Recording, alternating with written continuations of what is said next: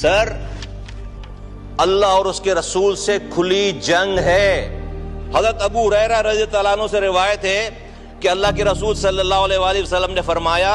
سود خوری کے گناہ کے 70 حصے ہیں، ان میں سے ادنا اور معمولی ایسا ہے جیسے اپنی ماں کے ساتھ بدکاری کرنا۔ اگلی بات،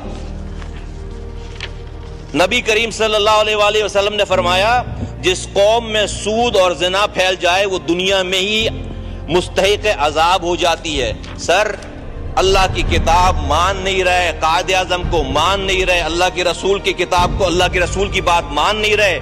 ذوالفقار علی بھٹو کا یہ آئین 38F مان نہیں رہے، ہم کہہ رہے ہیں کہ جو ہے وہ ہم بڑے اس اپنے دماغ کو لگا کر ہم اس ملک کو خوشحال کریں گے۔ یہ پائلٹ آیا تھا انڈیا کا، اس کو ہماری فورسز نے مار گرایا،